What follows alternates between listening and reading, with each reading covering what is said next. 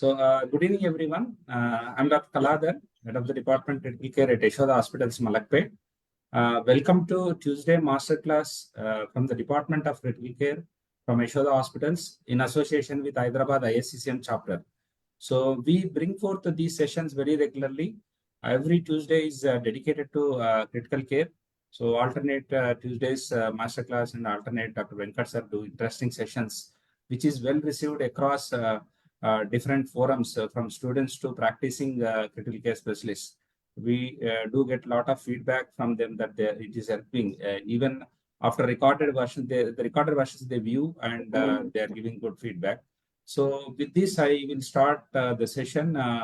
For this, I welcome our distinguished speakers, Dr. Sachnin Chidrawar, Dr. Chandana Reddy madam from Star Hospitals. She's head of the Department of Critical Care Medicine.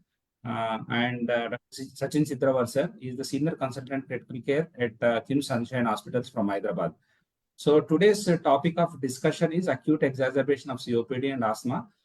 This is a very common scenario and very common. These patients will be coming to ICU, and most of the practicing and even students do have a lot of doubts how to manage these type of patients because they are the most sickest patient.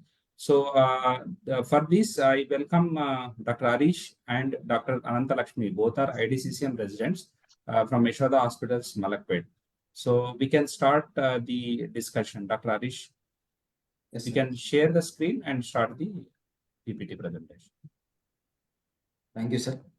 I am Dr. Arish. I think Dr. Venkat, Raman, Kola sir also with us. Anything to add, sir? No, I think we thank all the teachers, examiner and seasoned faculty like both Dr. Chandana and Dr. Sachin, who has been a part of this master classes, teaching, taking their time out from their schedule and helping the students out. We thank from bottom of our heart for your time and participation. Over to you for both of you to start the presentation. Over to you, both of you, Chandana ma'am and the Sachin. Sure. Yeah, Arish, you can share the screen. Yes.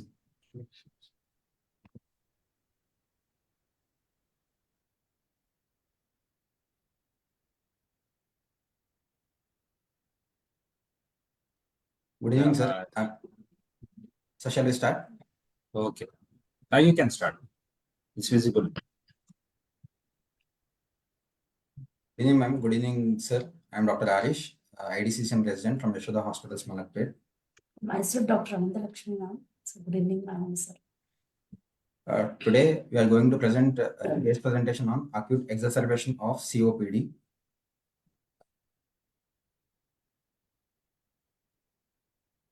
Come to the case, a 52-year-old male resident of Gauraram, Nalgonda, farmer by occupation, presented to ER with chief complaints of cough with expectoration since 5 days, shortness of breath since 2 days, and drowsiness since 1 day. Coming to the history of present illness, he has history of cough with expectoration since 5 days, which was associated with mucoid in consistency, scanty, yellowish, non-foul smelling, non-blood stain, and more in the morning. There was no postural variation, but aggravated on exertion and relieved on rest. Then it was associated with shortness of breath since 2 days, gradually progressive from grade 2 to grade 4 of MMRC grading, associated with wheeze. There is no history of orthopnea, PND, chest pain, and palpitations. And it was also associated with drowsiness since 1 day. There is no history of fever, pedal edema, abdominal pain, or decreased urine output. So with this history, what are the possibilities you consider? With this history, what are the possible things you can consider in a 52-year-old male? This history, most of the pathology resides in the lung. Respiratory pathology we suspect. Okay. So in respiratory, what do you think are the possibilities? Lower respiratory infection. Okay, so pneumonia, community-acquired pneumonia. Okay, next, what is, so how do you explain drowsiness in a community-acquired pneumonia case? What are the causes of drowsiness in a patient who comes with community-acquired pneumonia? Maybe patient is in sepsis, madam. Patient in sepsis can present Okay, what present else? altered sensorium. Okay, what else? One is sepsis, second.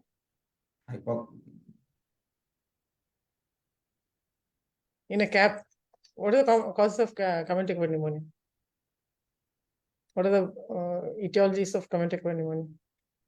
Where they can try this altered sensorium.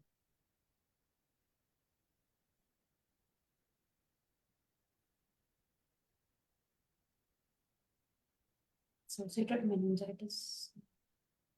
No more common than that. What are the typical pneumonias which can present with altered sensorium? Legionella infection. Legionella infection present with altered sensorium. Because of what's the mechanism for altered sensorium? Hyponatremia. Yeah, so it's important. So community acquired pneumonia with sepsis and encephalopathy or with hyponatremia could lead to altered sensorium. That's differential. What are the differentials in this patient with this fever, cough, breathlessness, and drowsiness?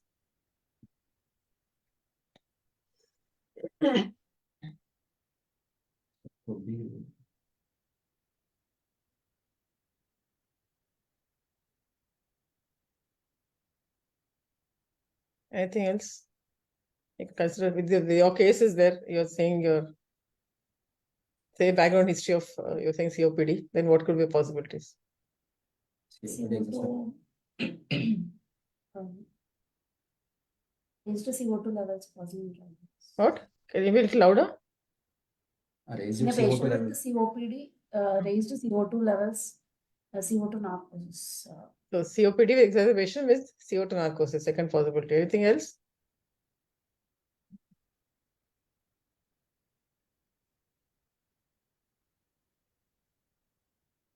Okay, then go on. Anything else you want to ask? How do you, what is the MRC grading you said? How do you assess MRC grading? 0 is breathlessness on strenuous exercise, ma'am. Grade 1 is hurrying on a level ground. 0 is on strenuous exercise. Okay. Grade 1?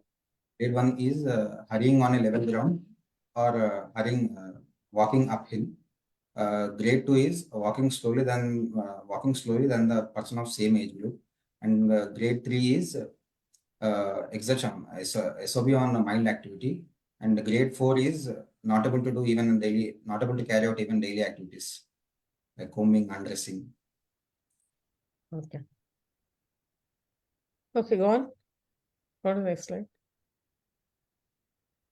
Past history, he's a known diabetic since 8 years on tablet metformin 750 mg once daily, and a known hypertensive since 7 years on tablet amlodipine 5 mg once daily. He had a history of pulmonary TB 15 years ago, treated with 6 months of ATT. He's a known case of COPD since 3 years with a history of similar complaints in the past with hospital admission requiring ventilatory support on 28/8/2023. Since then, he was advised on overnight home BiPAP, which he was non-compliant since 1 month. He was on metered dose inhaler, formoterol 6 micrograms plus budesonide 200 mics, but he was taking irregular medications and he was lost follow-up. So how do you diagnose COPD? How do you know the history? How do you assess the history of COPD? Because sometimes the diagnosis may be wrong also. What people tell outside, some doctor may have just told COPD. So how do you assess whether really patient has COPD or not? Or it's just asthma or COPD? How do you decide? Based on history and some lab investigations from outside. Patient who is like more than 40 years of age, presenting with complaints of chronic cough, SOB, cough associated with sputum, and on spirometry, we can see the reversible airflow obstruction. Reversible in COPD?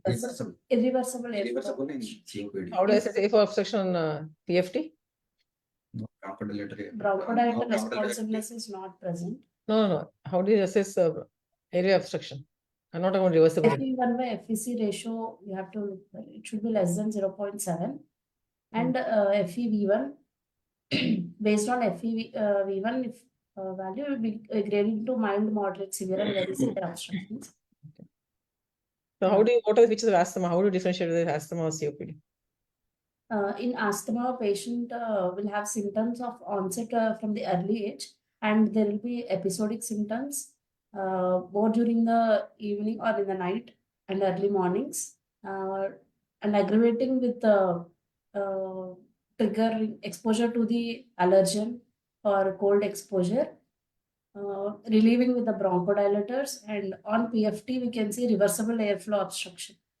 Bronchodilator reversibility will be present in asthmatic patients. Okay. So history of atopy and allergy is important. Yes. Younger age, okay. Okay. Anything else, Dr. Sachin? You want to ask something? No, nothing. Go ahead, man. Okay. Personal history: he's on a mixed diet, but his appetite has been decreased since 5 days. And his bowel and bladder habits are regular, but sleep is disturbed since 2 days. He's a known smoker with history of 10 cigarettes per day for 20 years. Stopped smoking 1 year back, and he's a non-ethanolic. What's the importance of comorbidities in a patient with COPD? Why do you want to know all the comorbidities that a patient has, and how does it affect the COPD, and how does it affect the exacerbation of COPD? Patient who have cardiac diseases can, even pulmonary patient who are having cardiac diseases can have heart failure, which can precipitate exacerbation of COPD. Madam. Okay, what else? Uh, One is heart failure, second. Heart-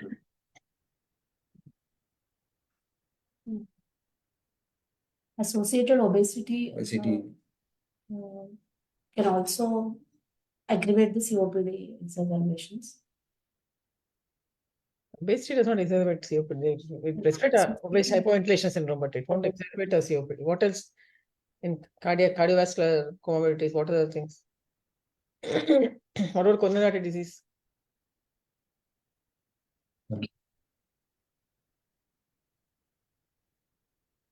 Okay, other comorbidities? Any other comorbidities which are important?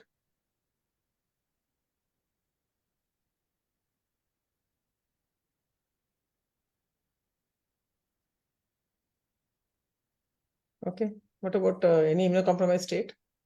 Liver disease, CKD, liver disease, they're more prone to immunocompromised condition, they're more prone to infections, and that can precipitate a. exacerbation of COPD. So knowing the comorbidities is important. Diabetes, CKD, CLD, other immunocompromised states, and of course any cardiovascular disease like acute coronary syndrome or a CAD, and hypertension and heart failure. Patient with heart failure. Okay, so all this can precipitate a exacerbation of COPD, and they can coexist with the exacerbation of COPD also. Okay. Okay. Next, go on.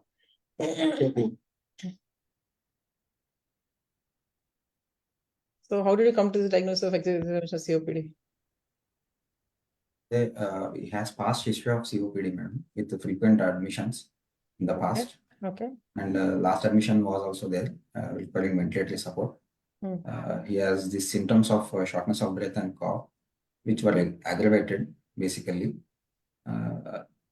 Required change, which were requiring hospital admission. How do you define exacerbation of COPD? Basically, any acute event, any acute event that is causing increase in the shortness of breath or cough, or change in the consistency of sputum, or change in the consistency of sputum that mandates change of medication or increase in the medication can be called an exacerbation of COPD. Okay, so basically increasing the amount or the purulence of sputum, both. And presence of cough and shortness, all should be occurring in the last 2 weeks. 2 weeks. Somebody is having for the last 2-3 months, you don't label it as a exacerbation now. So somebody is having a constant symptom. So any change in the symptoms in the last 2 weeks. Okay. Yes. In the last 2 weeks, there's any change in the symptoms in the form of increased dyspnea, increasing cough, increasing sputum volume or purulence. Okay. Associated with tachypnea and tachycardia, and then requiring change of medication, addition of medication, or maybe requiring hospitalization. Usually, what are the precipitating factors? Infections can are be more precipitating common. factor. Infections and? Infections, Okay. heart failure, Okay. pulmonary thromboembolism. No, those all can be associated features which you need to rule out in a patient with exacerbation, but they're not the causative factors for exacerbation. They may precipitate, but they are more common factors, more common things which precipitate. One is infection. What else? Very important. It happens in Delhi every year. Exposure to pollution. pollutants. Pollution. So increased air pollution, any episodes of increased air pollution will also worsen of respirator, exacerbation of COPD. Then any insult to airways, anything, any form of inhalation of anything or fumes, gases, any inhalation. So any pollution, infections, and then other things like your heart failure. They also pulmonary embolism, they also can worsen a COPD, but the pathophysiology is different in those things. But air pollution, infection, they mainly cause exacerbation. That's right. Okay. Okay. So your first diagnosis is probably exacerbation of COPD. Okay. Okay. Next. Arish and Ananthalakshmi, just Sure. one quick question. Based on your history, I think you can prognosticate these patients, isn't it? What are the prognostic markers that you have mentioned? Especially like because there is a clear-cut diagnosis of COPD, there is an acute exacerbation. There are multiple reasons for that. But what are the prognostic markers? Like you will expect this patient to land up in ICU. This can't be managed at the ward. And subsequent to hospital admission and ICU admission, you will expect the prognosis is not going to be great out here. What are the prognostic markers based on your history? History of admission is in the last 1 year. Okay, in terms of admission, it's alone admission, it is not that important.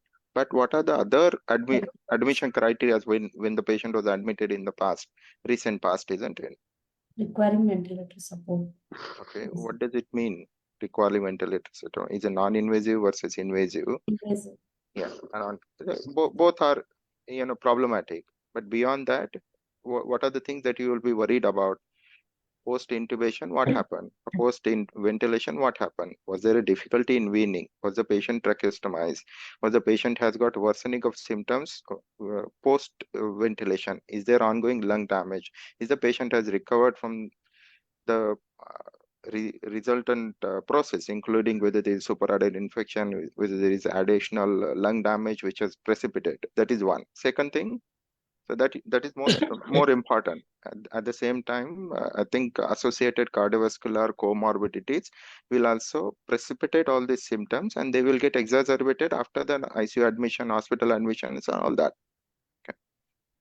And what else is there? That is one admission process. Second, Comorbidities. sorry. Comorbidities. Yeah, what comorbidities you are saying is a prolonged diabetic on oral hypoglycemic, isn't it? Metformin. So sugar control in the community, how frequently that is being changed, what is the criteria? That's one. Associated micro and macrovascular complication with the diabetes. Those are also equally important, which we haven't explored, but I think that is something which is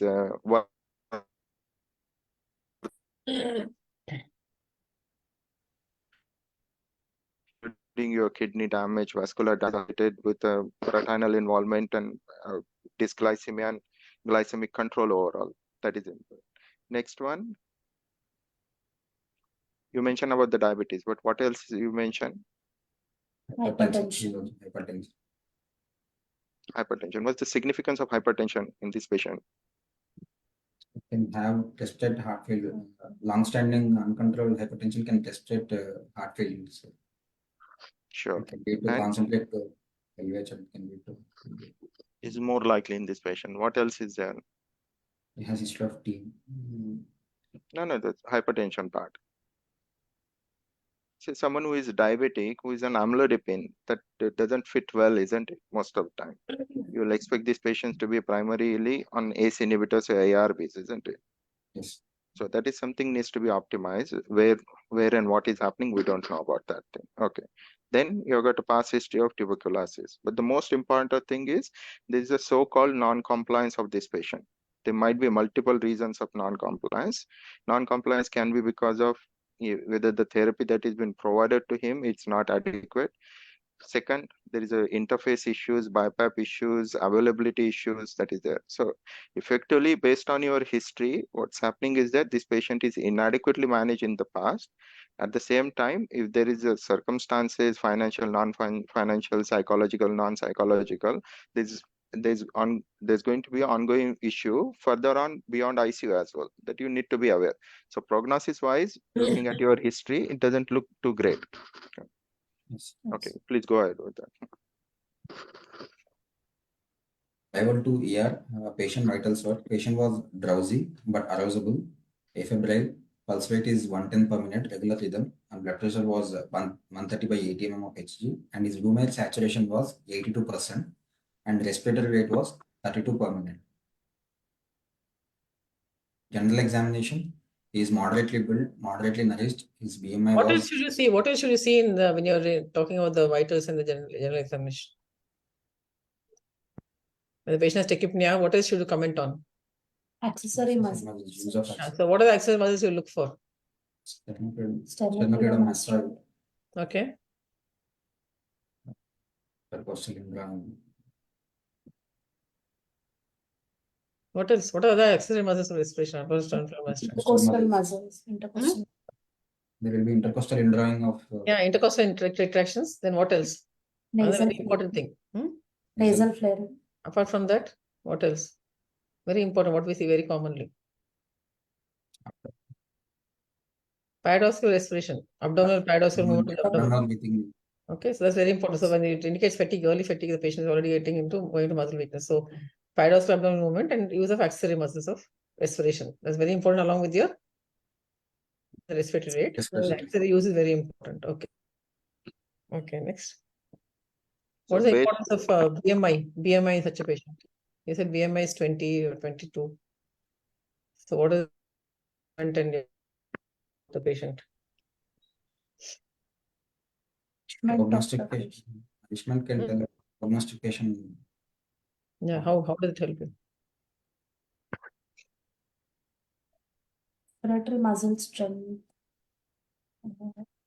Okay, one is okay, maybe have difficulty in weaning. But later, if he does get intubated, and that's 1 second. Most of the patients, the COPD patients, if they have emphysema, they're typically malnourished. Okay, so because of the excessive respiratory use and everything, they're wasting.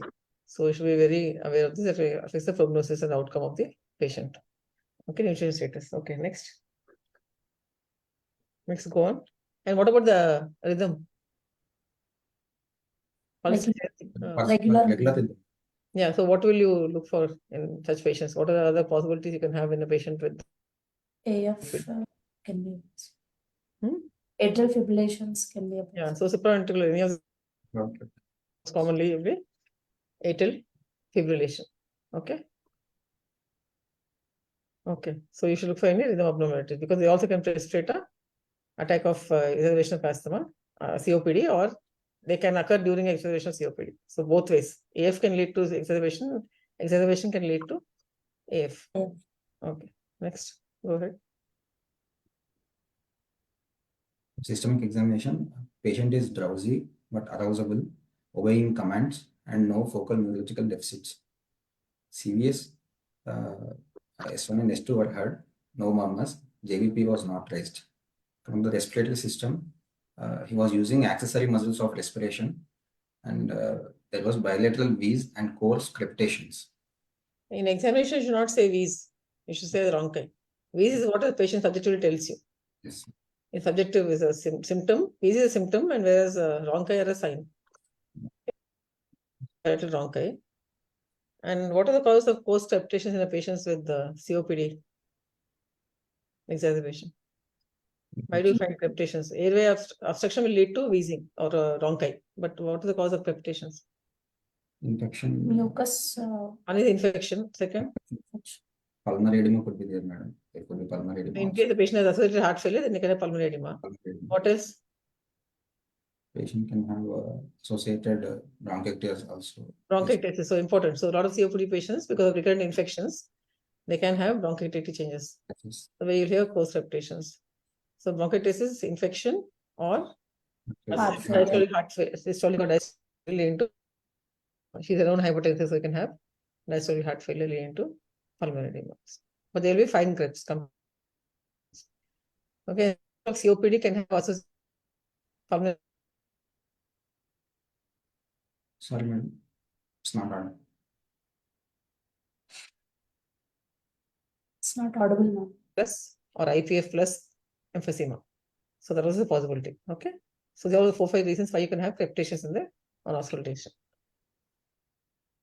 So, Ananthalakshmi, going back in CNS examination for this patient, what is the particular thing that you want to focus on? Like examination finding is more important in that one. Tremors. Sorry? It's flaps you are talking, Yeah. isn't it? Yeah, which is So, suggestive of flaps. CO2 retention. CO2 That is narcosis. important. Yeah, okay, CO2 narcosis. Because your history is pointing it to it, isn't it? And You then should mention that cardiovascular. also. Asterisks, yeah, you should mention about flaps. And in cardiovascular examination, the important issue apart from the S1, S2, I think most of the time we just write it or may listen or may not listen.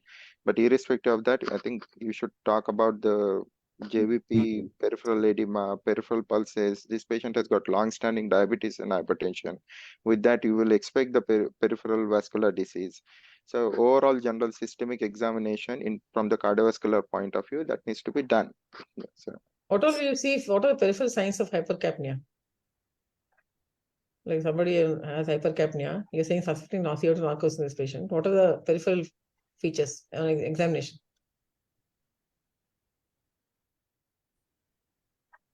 Can have With regard to pulse, with regard to the blood pressure, with regard to, like we said, flaps is one thing. Flaps. What else? Bounding pulse. Bounding pulse. Bounding pulse. Basically, warm peripheries. Okay, warm peripheries and bounding pulse.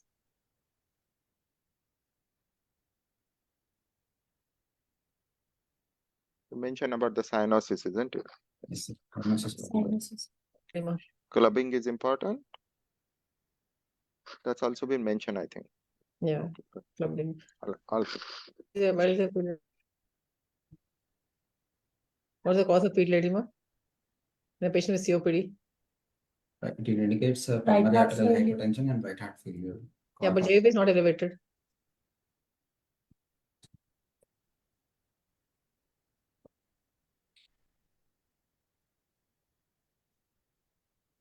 And he's not on diuretics, no?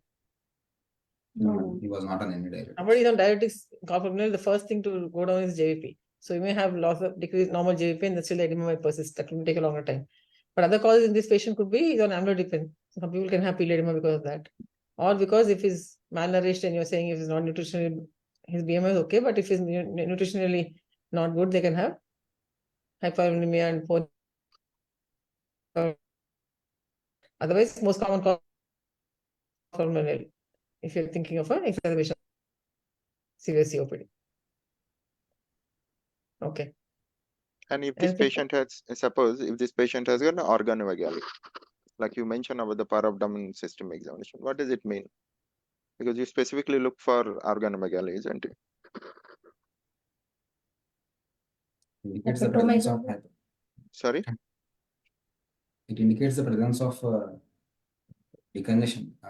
Congestive hepatomegaly can be a cause. Hepatomegaly can cause. That's important from that point of view, isn't it? Congestive hepatomegaly, cor pulmonale, to going into cardiac cirrhosis and other things. Okay, all right. Next one, we'll go. Patient was started with supplemental oxygen therapy with face mask at 5 liters per minute with a O2 targeting SpO2 at 88 to 92%. And nebulization with levosalbutamol 1.25 mg was given. Ipratropin bromide 500 mics and budesonide 0.5 mg was given. And injection hydrocortisone 100 mg IV were given in the ER. And we advised for an ABG, sir. ABG with 5 liters of O2 with the face mask revealed a pH of 7.22, PCO2 of 73, PaO2 of 70, and bicarbonate of 24. A patient was started on non-invasive posterior ventilation with the BiPAP support. As patient was having respiratory acidosis, and antibiotic was started with injection cefoperazone, sulbactam 1.5 gram IV. Okay, how do you interpret the ABG? There is a respiratory acidosis. Acute respiratory acidosis, non-compensated.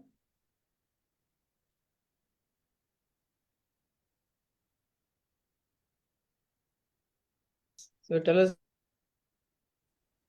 it acute or chronic, or how to tell that? It's acute or chronic? Uncompensated acute respiratory acidosis. Huh? Acute respiratory acidosis. Now, how do you say that?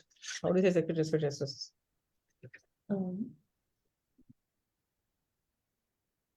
But for every 10 milli, mmHg of PCO2 raised, there should be one increase in the bicarb. Okay. Here it is uncompensated also because bicarb is only 24. Okay. It is expected to raise by at least 3.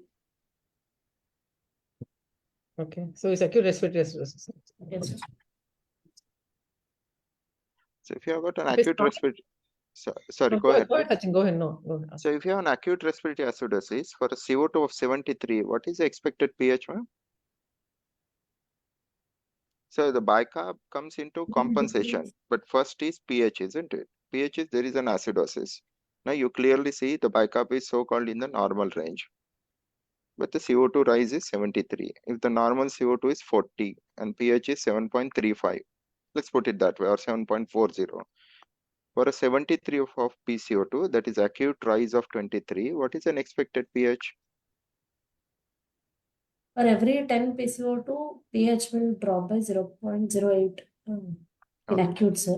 So is it happening here? Yes, sir. It decreased by 0.2. It's more than that, is it?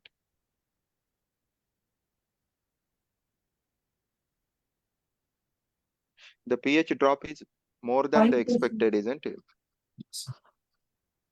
No, you're putting your money basically looking at the bicarb, saying that it's an acute on chronic respiratory acidosis. You will expect in this patient, isn't it? So if your bicarb is not showing any Foreign- compensatory mechanism, if the bicarb would have been say like 28, 30, we would have said that okay, this is an acute on chronic.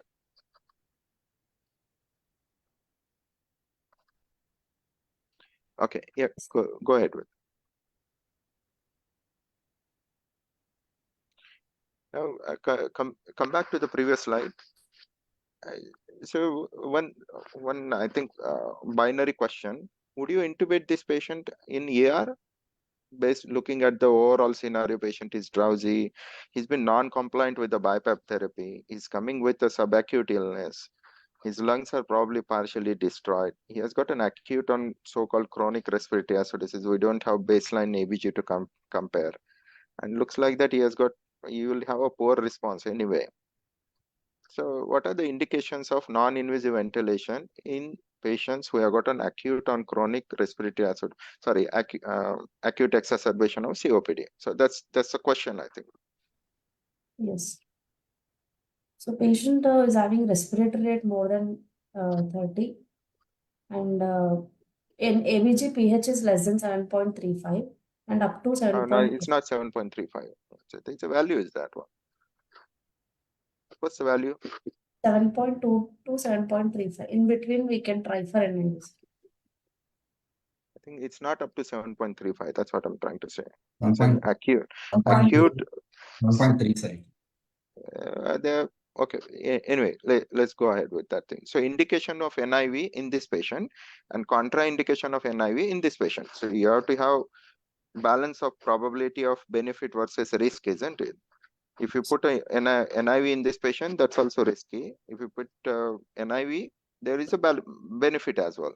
So you have to tell me the indications of NIV in this particular patient and contraindications of NIV in this particular patient, because you have got enough history, enough examination findings. Now you're already on the first baseline test, point of care test at the ER level. So you should be able to justify either this way or that way. Okay? So indications of NIV in this patient, and why would you give it? pH of less than 7.3, sir. And Okay. patient is drowsy, but he is arousable. His GCS is most 12/15. So what are the indications for NIV in this patient? Respiratory Respiratory acidosis acidosis. is there. Yeah, Okay. 7.35 is one. Tachypnea is there. Use More of than 24. Okay. Any respiratory more than 24. pH less than 7.35. What else? What are the indications for NIV?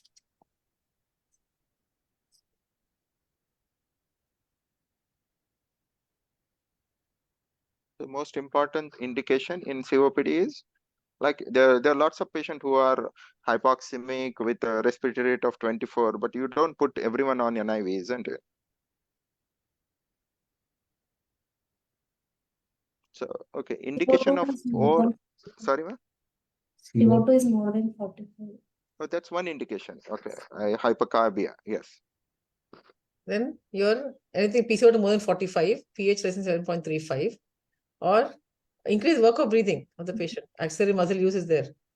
Yes, ma'am. Increased work of breathing, axillary muscle use is there. Respiratory rates are high. Okay. And So what are the contraindications of NIV in this particular patient? You talk about in this particular patient and overall contraindication for NIV.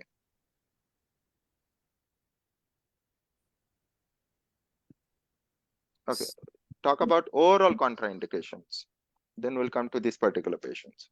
GCS less than less than 8, sir. I don't think there is a particular GCS criteria, but yeah, so Okay. very drowsy, that's fine. Yeah, And impending respiratory arrest. It is good. okay. What is? a pH of less than 7.2. No, it's 7.1. It's not 7.2, but yeah, 7.1. Yeah. Probably in other metabolic conditions it will be less than 7.1, but because it's respiratory acidosis secondary to COPD exacerbation, there the pH.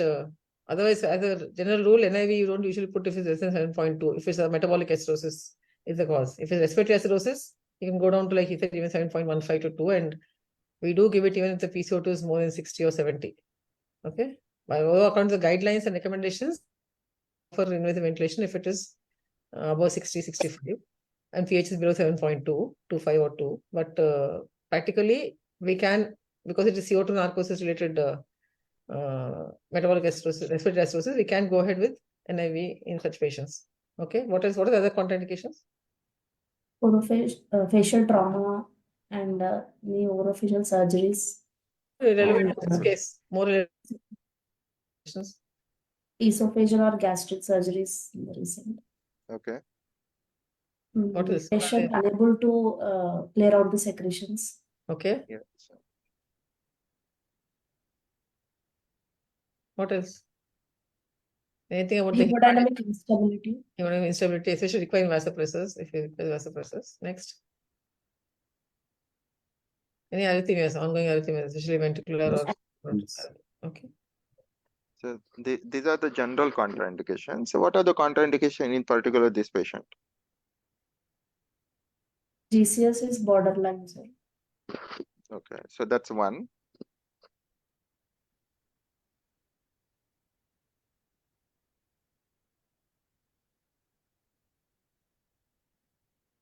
So none of the major criteria. So we are justified from the benefit and risk point of view with an ongoing NIV. It's a trial of NIV is justified in this patient while the decision making is done. What are the benefits of giving NIV help as compared to going ahead with invasive ventilation? How does it help NIV? How does NIV add advantage? What are the benefits of NIV? As a first line therapy, it's a class A indication, you know that for NIV. To decrease the work of breathing. To decrease the work of breathing. Okay. Washout of CO2. Okay. Sensorium can be assessed actually, madam. When that is okay. That's a secondary benefit. What are the major benefits? One is you said, okay, decrease the work of breathing. Improves the oxygenation. Improves the oxygenation. Yes. Improves the carbon dioxide, improves the gas exchange. Basically, gas exchange improves. And decrease the work of breathing. What else?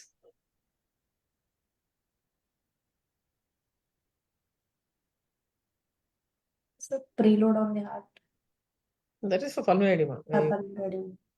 Preload, decrease afterload. Not in that's for cardiac pulmonary edema. COPD exacerbation. What are the benefits?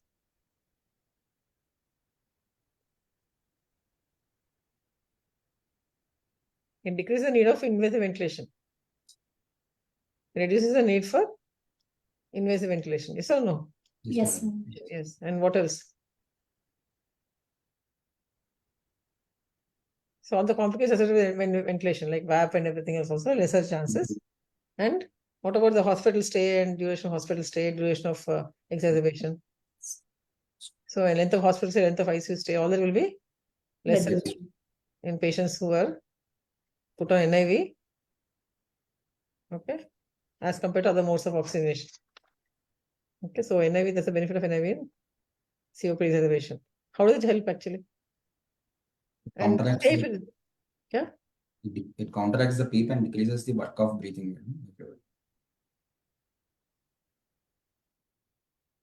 That's not the main mechanism. What is the main mechanism of in the COPD exacerbation? It prevents the What's the main pathophysiology of COPD? What's the main pathophysiology? So how then you'll understand how it helps. severe airflow limitation.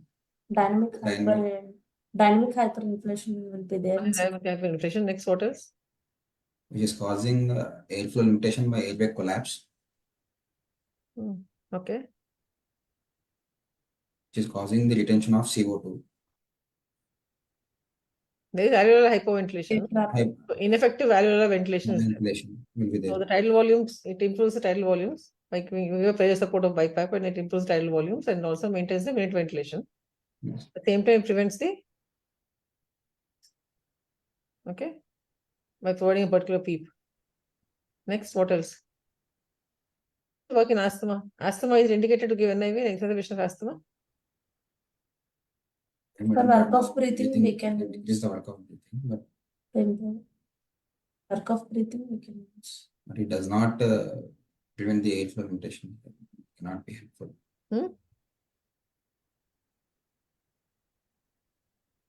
There is Does it help? there is no airway collapse in asthma, madam, actually. So the resistance is not additive in asthma patients. So as a result of which, it's not so beneficial to prevent the airway collapse in asthma patients, but it can be used to decrease the work of breathing.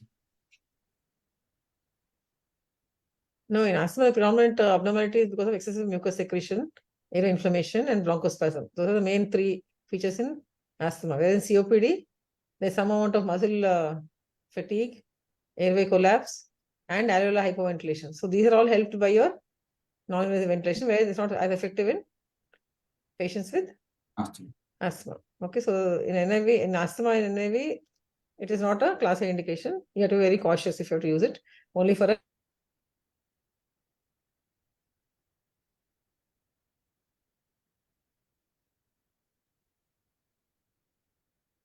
Chandana madam, you are not audible. Yeah. Now okay. yeah. So in asthma patients, you have to be very careful about using NIV. Yes. NIV you can give, and then you should immediately go for invasive ventilation in case any evidence of muscle fatigue or hypercapnia developing. You should, or normal capnia also, you should go for invasive ventilation rather than continue with NIV. Okay. Whereas in COPD exacerbations, you can give a longer trial of even 1 to 4 hours or 6 hours also with, because the benefits are much more in COPD exacerbation compared to asthma. Okay.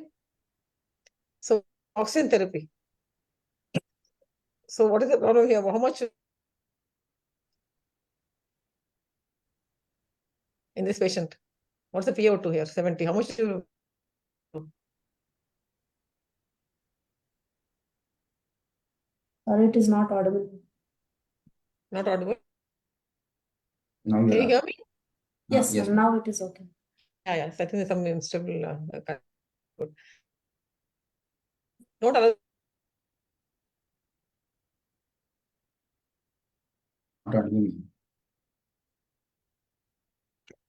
So, a rationale of Can you hear me? using controlled oxygen therapy in COPD patients. What is the rationale? Like, why do you aim for 85, 88, 92? Why these magic numbers are there? Why not 94? Why not 85? Why not 80? Because in around 88 to 92% of saturations, PaO2 will be maintained around 60 mmHg, and also in COPD patients, the hypoxia is a main drive for respiration. So if more amount of oxygen is supplemented, that drive will be blunted. So So why it will not use again a, lead to the you know, CO2 yeah, retention. so that's one reason, but why not use it 80% then? At 80%, PaO2 will not be it will be very less. 60 of PaO2 is Why it is 60 needed? Why we are going for a magic? It's something related to oxygen dissociation curve, leftwards as well as rightward shift. The steeper part of ODC is in that range. That The unloading at the tissue level as well as uptake at alveolar level will be much optimal on the steeper part. So what does it mean? That by increase a small fraction of PO2, the binding of oxygen or unbinding of the oxygen at the tissue level or alveolar level will be much more. So that's what you want to target it. You don't want to deprive the tissue of oxygen, which is necessary at the same cost, but you don't want to give anything more than that. And there are not only one reason of so-called hypoxemic respiratory drive, but there are other reasons as well. What are other couple of reasons that you should be aware of? By giving more oxygen, what will happen at the alveolar level? What happens at the lung level? That's also important. Thing is, the hypoxic pulmonary vasoconstriction part can be lost or blunted, as a result of which there will be more amount of CO2 retention. And How does it do that thing? If you got hypoxemic pulmonary vasoconstriction is gone. In fact, the airway vascular resistance is more, isn't it, in these patients? Yes, sir. Yeah.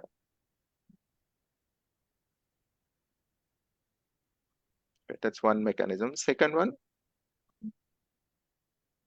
Bit of Halden effect. so what does it mean, the Halden effect? Increase the affinity for presence of oxygen. It has Sorry? increasing the oxygen can decrease the affinity for CO2, sir. Basically, presence of. So by having relatively more oxygen, more CO2 will be released from the hemoglobin at alveolar level, which effectively increase in the carbon dioxide. And then you can't, it's a ventilatory failure, isn't it, at the end of day, COPD? Yes. And there's a load over the expiratory part, but the inspiratory fatigue and inspiratory failure is also equally important. That's why you use a BiPAP, not a CPAP therapy here. Okay. All right. So how will you investigate such a patient when you started on oxygen and you go on to BiPAP? That's okay, but what all investigation would you want to do in this patient? So for chest X-ray. Okay, one is chest X-ray. Why do you want chest X-ray? How will it help you? We can know the like etiology, any infection. Okay, what else? And any we can look for any pulmonary edema, pneumothorax. Okay. Effusions. Okay. Effusions. Apart from X-ray, what else? That's a complete blood picture, ma'am. Complete blood picture. So what do we know in complete blood picture? If there is raised total leukocytic count, there Okay. could be infection can be suspected, basically. Okay. What else? Hemoglobin. Anything in the hemoglobin help you? Raised hemoglobin and raised PCB can be present, madam. Okay, that can be. If a smoker, you may have that polycythemia. Polycythemia. And anemia also is important, equally important. Somebody has anemia, COPD exacerbation that can contribute to the heart failure. Okay, so both are important, not only polycythemia, even anemia also. Okay, so anemia, polycythemia, and then leukocytosis. Fine. So what else? Are there any other investigations you want to do? ECG. Blood test, any other blood test you want to do? We order a renal function test and a liver function test. Okay, renal function I can accept, and electrolytes I can accept, but why liver function? Why do you want liver function test? No role, no, in this patient. Why you're not having any hepatitis tenderness there. So you don't need a liver function, basically. Okay. Any role of albumin? Anything important about albumin? The nourishment status of the. Okay, let me tell you some about the nutritional status. Nutritional status of the patient. Okay, what about any biomarkers you want to do? C-reactive protein. Okay, what is the importance of C-reactive protein?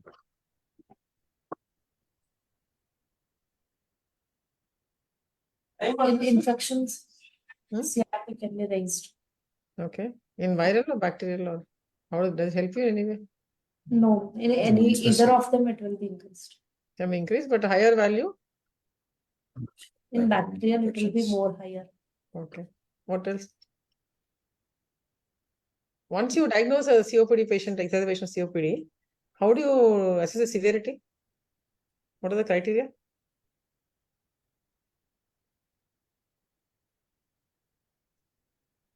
How do you know? Once you diagnose as COPD, based on clinical lab and other criteria, you can say the patient is mild, moderate, or severe. What is this protocol or proposal called?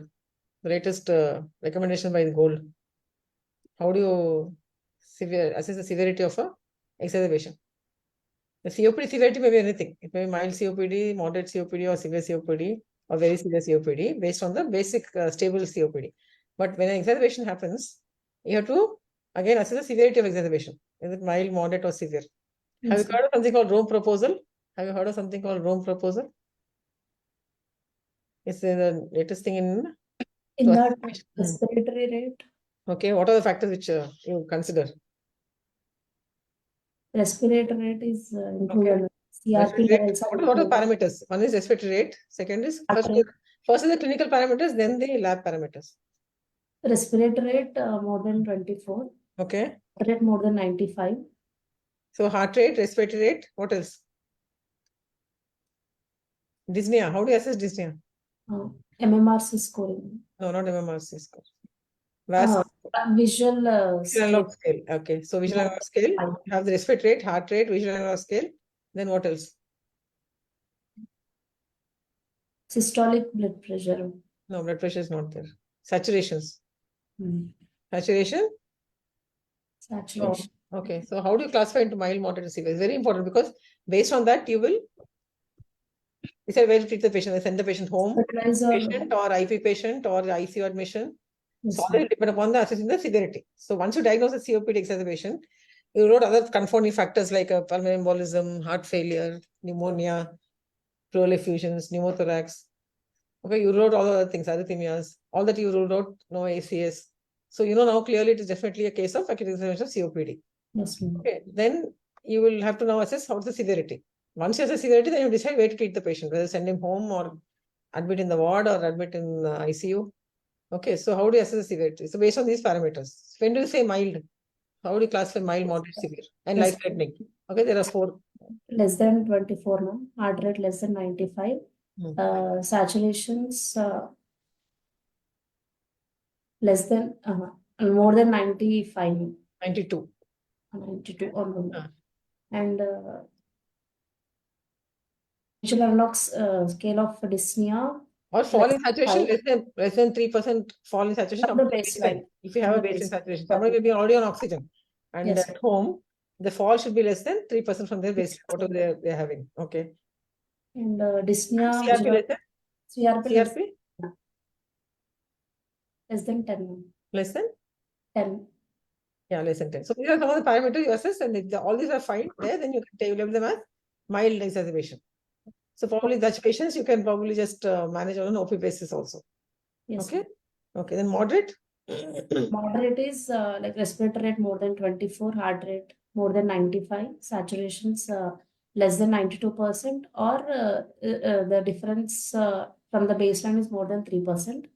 And visual log scale of dyspnea more than 5, CRP more than 10, need hospital admission, and carbon dioxide comes in the picture now. Here the carbon dioxide or the oxygen both will be have to do the ABG. In the moderate, you have to take care of the ABG, and then the CO2 is less than more than 45, or the PO2 is less than 60. Okay, then you consider the moderate exacerbation. Definitely they require admission. They can't be sent home. Okay, the moderate this thing. And what is severe? Is, along with these criteria, there should be hemodynamic instability. Okay. Or there should be metabolic respiratory acidosis. Okay, then you label it severe. pH less than 7.35. Okay, and PCO2 more than 5. If it's more than 60, then you label it as life-threatening. Or pH is less than 7.25 or 7.2, you label it life-threatening. So this is how you grade your severity, and then based on that, you need to manage the patient. Okay. Okay. Okay, yeah, Sachin. For both of you, like if you want to summarize what has been done, you say at a ER level, there is a point of care test. What are the point of care tests? In this particular patient, blood sugar levels are also equally important. ECG, primarily looking at the sinus arrhythmias, AF, concomitant blocks, including RBVB, and concomitant ACS or acute coronary syndrome. That is what you are looking at it. Then you will be saying that I want to do a bedside chest X-ray, primarily to rule out and rule in something. Basically, presence of infection, presence of heart failure, presence of pneumothorax, presence of a number of things, including long-standing issues. Then you can say point of care test as an ultrasound, which is available. I think that is a part and parcel of point of care test at the ER level. Why you want to do it? Multiple reasons, obviously. Fluid and pneumothorax to cardiac status to IVCs and other things. That is one. And then at the same time, ABG is a point of care test to look at with acute or chronic respiratory acidosis as well as a metabolic profile. Because the way it looks like that, he has got a concomitant renal failure as well. Renal dysfunction is there because he's not probably compensating in the community as well. And especially you'll be looking at the lactates as a microvascular or oxygen demand and supply mismatch as a global parameters. Then you say that, okay, I want to look at the urine as well. Urine dipstick is commonly available, especially ruling in or ruling out, whether there is a proteinuria, hematuria is there, and white cell count. So these are your point of care tests that aids in establishing your diagnosis and ruling out important complications that you will expect in this kind of patients. Okay, I think that you do it usually, but we don't verbalize and systematically put forward. Because every test that you are ordering, which will have its own implication. Like if you say, I want to do a complete blood picture, you should be saying that I want to rule out anemia or polycythemia. Polycythemia will have its own complications. Anemia will have its own complications. I want to look at the white cell count and differential count, ruling in and out of eosinophilia, as well as looking at the total white cell count. Then you can look at the platelet count as well. What's the importance you of are eosinophilia? ordering. What's the importance of eosinophilia in these patients? In COPD exacerbation? Is there any importance of eosinophilia? Yes, use of inhaled corticosteroids. No, I'm talking about in acute exacerbation, not in stable COPD. Stable COPD, we understand. A patient with eosinophilia, they are more responsive to inhaled steroids, so you recommend inhaled steroids in those patients. But in a stable, in an exacerbation time,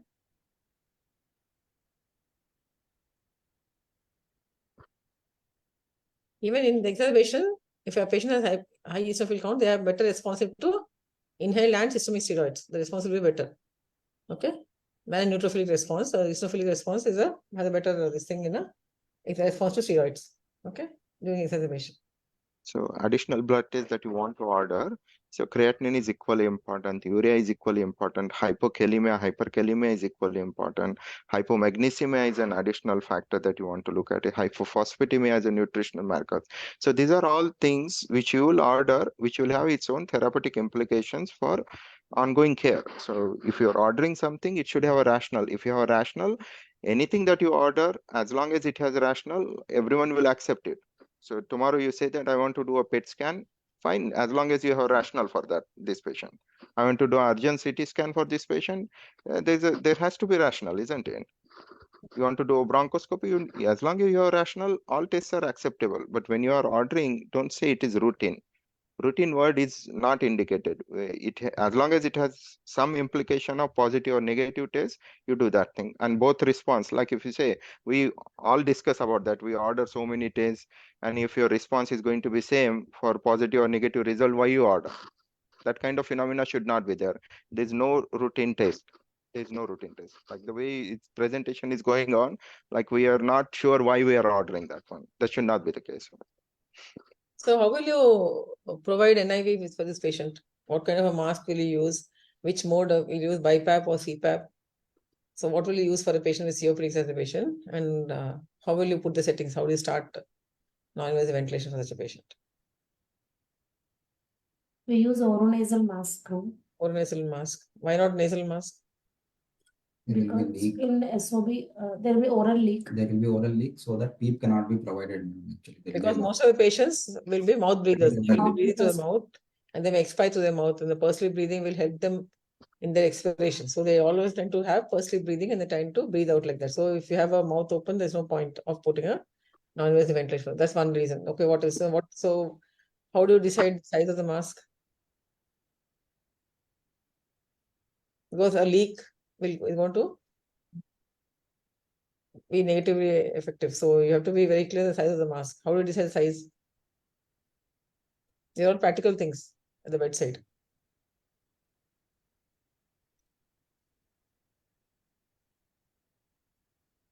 So how do you put the settings?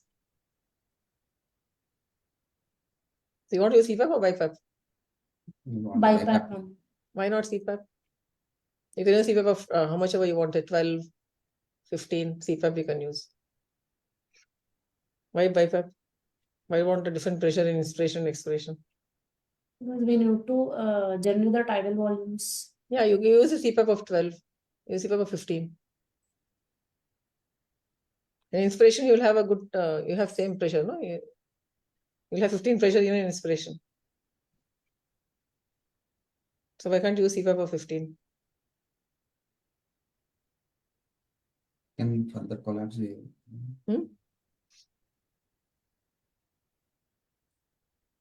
more positive pressure can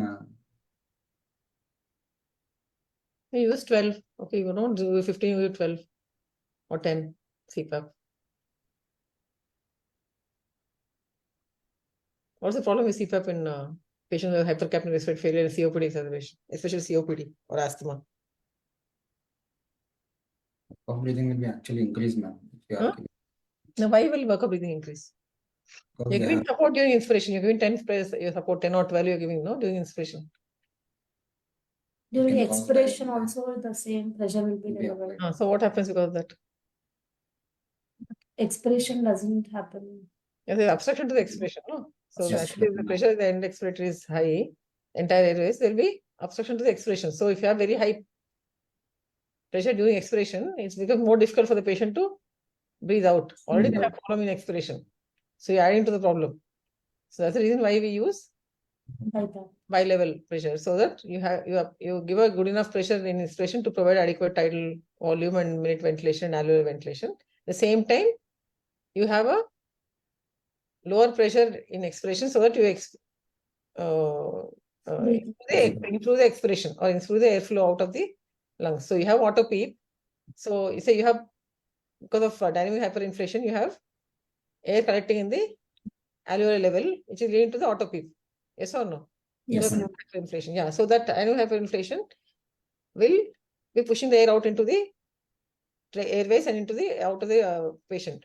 So if you put expiratory pressure up to the mouth, if the pressure is very high, the patient won't be able to breathe out against that pressure. That's why you always have to put a PEEP, which is around 2/3 of the auto PEEP.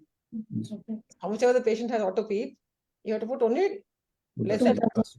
your PEEP should, whatever external PEEP you're applying should be less than the 2/3 of the auto PEEP or less than the PEEP. That's the main mechanism. So if you have same pressure during inspiration, expiration, your expiration will be further made more difficult for the patient. So that's the reason why you have to use only bi-level positive pressure in patients with obstructive airway disease, whether it's asthma or COPD.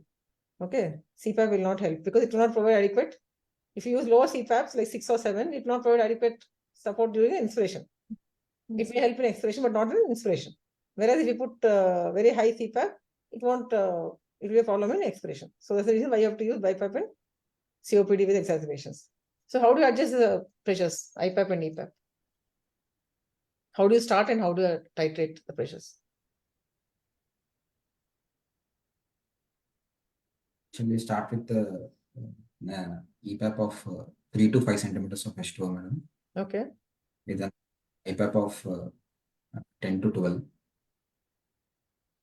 You start with a lower pressure because patient won't tolerate immediately such high pressure, the first one. So start off with some 6 to 8 and maybe 3 to 4 of EPAP and 6 to 8 of IPAP. And slowly as the patient gets used to the pressure, slowly increase the pressures. So how do you increase the pressures and based on what do you increase the pressures, both EPAP and IPAP? EPAP, we titrate based on the auto PEEP. Based on the auto peak. So how do you decide? How do you know?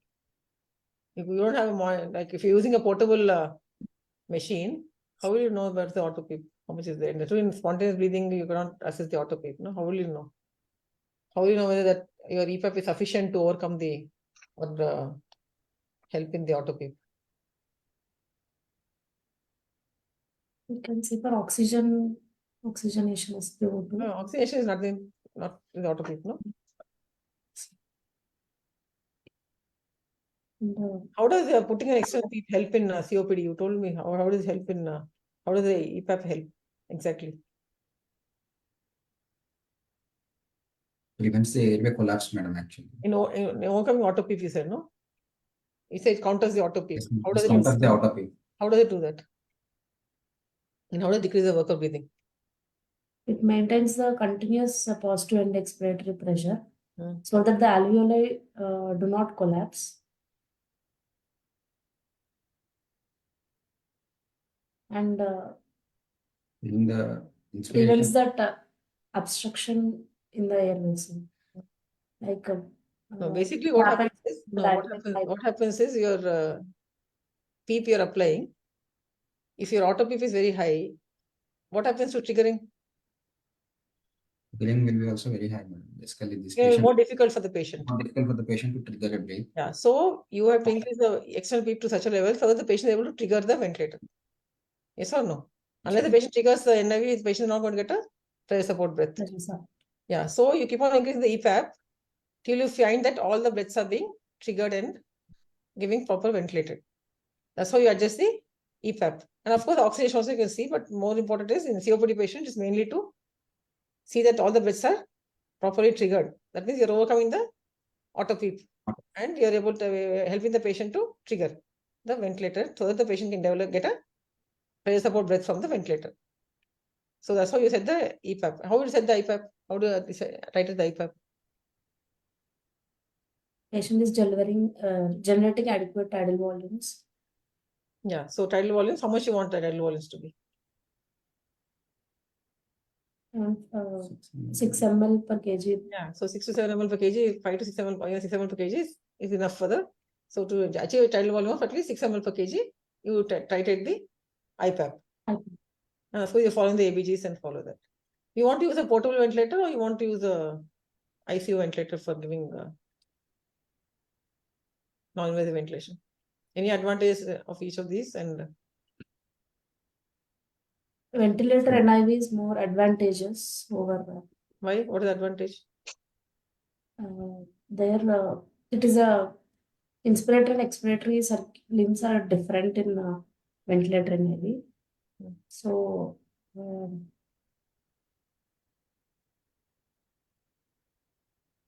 Monitoring scales and graphs will be there in expiration, the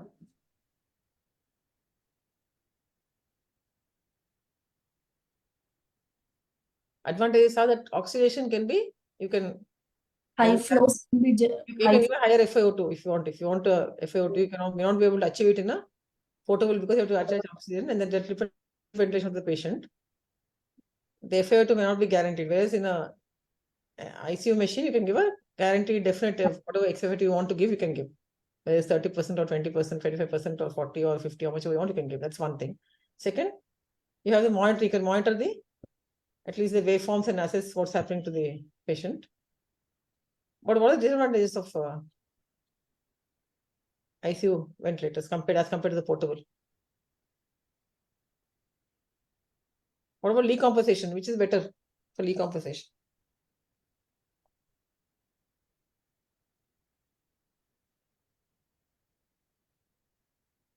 Okay, I think anything else you want to ask something? So I think primarily why you are initiating NIV is primarily for three reasons. One is hypoxemia, hypercarbia, and workup breathing. So aim of your NIV trial or NIV success should address why you are starting an NIV. In a COPD patient, there is an expiratory loading is there. But at the same time, you have to remember it's always the inspiratory part which fails. Yes. So these patients are chronically used to having a high CO2, high expiratory load. So they are used to it. But acute exacerbation is generally because of the inspiratory failure. In that part, so alone, concentrating on the expiratory loading part will not benefit. That's why you have to use an inspiratory unloading or inspiratory fatigue is there. So you have to use a BiPAP. So your IPAP setting and EPAP setting depends on why you are starting. So if you are starting for hypercapnia, as long as the alveolar minute ventilation increases, the CO2 clearance should happen, provided there is no excess of CO2 production. Okay. So as long as there is a less dead space, you have got inspiratory unloading is happening, patient effective alveolar ventilation is improving, and your CO2 is coming down, then obviously the reason why you started NIV is successful. Okay, in this patient, you are starting NIV for two reasons. I don't think the hypoxemia is the primary reason. The reasons are CO2 retention and then increased workup breathing. So if you are starting, as long as these two parameters are getting addressed, that's fine. Now, how you address it? Because I don't think you have to work too much on the EPAP setting just to compensate for so-called dynamic hyperinflation, which is difficult to measure in this patient while the patient is breathing spontaneously on NIV. So let's say it is all clinical based judgment. So EPAP, if you start at 5, doesn't matter. If you start at 6, doesn't matter, as long as it is unloading the expiratory part. That's one. Second thing, IPAP setting based on what is the patient's comfort, how much tidal volumes he's generating, what's happening with the CO2. So if you are going to cross 20 of effective pressure, like IPAP of 12 and 8 of EPAP, you are more likely to fail in this kind of patients. So you titrate based on what is the patient response. So that's one of the reason, if you're going to provide a ventilatory management, be it non-invasive or invasive, you have to be at the bedside. You cannot set up one and go away after and come back after 4 hours and expect the patient will have successful in ventilatory trial. It will be wrong. You have to be at the bedside because this is a dynamic process. In ARDS, you can do that. It's like you set up PEEP, you set up an oxygen, you set up parameters, set it, paralyze, go back, go away from that patient, come after 6 hours, it won't harm. But in these patients, you have to be at the bedside, at least at the initiation of ventilatory strategy. That's one. The second thing, once you initiate, you need to have some parameters to observe. So like respiratory rate, accessory muscle use, then patient's hemodynamic status, and the patient oxygenation and carbon dioxide parameters. If you have something which is predictably, you can observe, the success rate will be dependent on that thing. This patient is already drowsy. He has got a ventilatory failure. He will be having impending respiratory or cardiac issues. You should be at the bedside to take a call whether you want to continue this ongoing NIV trial versus invasive ventilation. So that's a bottom line from that point of view. Now, how these things will benefit the patient at a microvascular alveolar level, that is an ongoing pathophysiological process. It's a dynamic process. Sometimes you have alveolar collapse as a prominent etiology. Sometimes you have got an airway issue as a prominent etiology. Or you can have a diaphragmatic failure or muscle failure as a prominent etiology. So all three will cause respiratory failure. So you need to be there, and it's a heterogeneous disease. You can't have the similar presentation, like similar patient coming at one time, and next time he may not have the similar pathophysiological process. Something will be different. So it's all heterogeneous. You need to be aware of that thing. There's no magic bullet in that one. Yeah, please go ahead. Yeah. So what else will you give treatment apart from oxygen and non-invasive ventilation? What else? In exacerbation COPD? Yeah. Nebulizations, ma'am, short-acting beta-2 Bronchodilators. Okay. bronchodilators, Okay. and systemic steroids. Do you want to use nebulizer, or you want to use a MDI with a spacer, or how do you want to do it? It is already in failure, madam. So it already nebulations would work. Yeah, it's more or less a severe case, no? It's a severe exacerbation. So severe exacerbation, usually better go for a nebulized bronchodilators. Okay. So what are the ones you use? Get to Salbutamol, ipratropium. We have given short-acting. Okay. Along with How the frequently do you give it? And short-acting, we can give every 4th hourly to 6th hourly. so that's again up to depends on the severity. So you can start off every hourly or second hourly initially, first 1, 2 hours, 2, 3 hours. Then once the patient is a little better, then you can switch over to 4th hourly or 4th hourly at least. Yeah, 3rd to 4th hourly. Okay. What's the role of inhaled steroids? You're given budesonide also. What's the role of inhaled steroids in such a patient or COPD exacerbation? Exacerbation, it can help in the inflammation component of No, inhaled steroids, yeah. If the patient is already on inhaled steroids, you can continue that. Okay. Usually severe COPD patients are kept, very severe or severe COPD patients are, or those who have frequent exacerbations, they are kept on inhaled steroids. Otherwise, most of the patients don't get inhaled steroids on a routine basis, on OPD basis.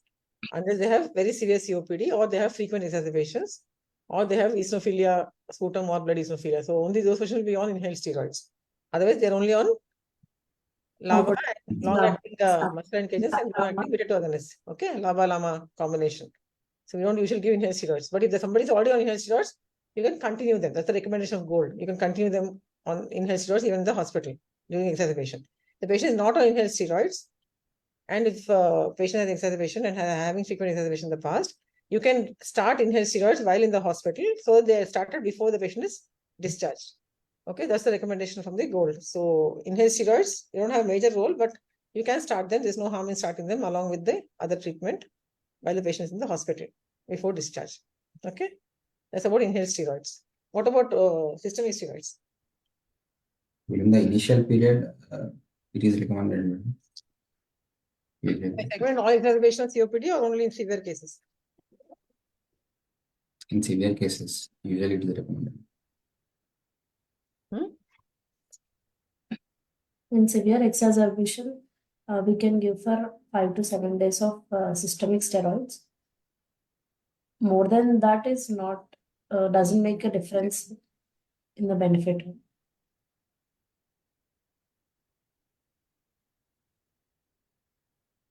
What steroid we want to give? Hydrocortisone, prednisolone. What is it? Any of them is okay? Equivalent? What are the equivalent doses of steroids? You tell me the equivalent dose of prednisolone, methylprednisolone, hydrocortisone. 20 mg of hydrocortisone equivalent to 5 mg of prednisolone, equivalent to 4 mg of methylprednisolone. Okay. So you can give IV or oral. If the patient is taking orally, you Yes. can give oral. Otherwise, you give, if the patient is drowsy like this patient and not taking orally or any vomiting and all is there, then you better to go for IV. So what's the dose recommended? 0.5 to 1 mg per kg body weight. Prednisolone of 0.5 to 1 1 mg per kg body. Yeah, so that will be equal to how much of hydrocortisone? So you've given a very high dose. Yes. This patient. Yes. So normally up to 200 mg usually recommended of hydrocortisone. So average if you take even 50 kg, 60 kg, it's around 50 mg 6th hourly of hydrocortisone or 40 mg of methylprednisolone or prednisolone. Okay. So you don't go, whereas in asthma, you give very much higher doses. You can go up to 300 mg or 400 mg per day of hydrocortisone. Okay. Whereas in COPD, We'll go to the next one slide. So what are the risks of giving, what are the benefits of giving steroids? Why do we give steroids in all exacerbation of COPD? Inflammation in the airway can be decreased due to steroids. And so it decreases treatment failure and it decreases the duration of hospitalization and faster recovery from the episode. Okay, faster recovery, shorter duration of stay, and also decrease relapses. Okay. What are the negative effects of giving steroids in such patients? Infection. risk of infections, Sepsis, okay, infections and very important in this. muscle weakness, myopathy. Myopathy can be prescribed. He is diabetic. Hyperglycemia. Hyperglycemia, so important. They can go into decay also if you give very high dose of steroids and fever is not well controlled. Okay. Okay. And you want to give antibiotics in all patients? What are the blood reports of this patient? Do you want to give antibiotics in him? Yes, no. Because he was complaining of sputum, which was yellowish mucopurulent. So one is purulent sputum is one indication for steroid antibiotics. What else? Presence of fever. Okay. Next, what are the indications for giving antibiotics?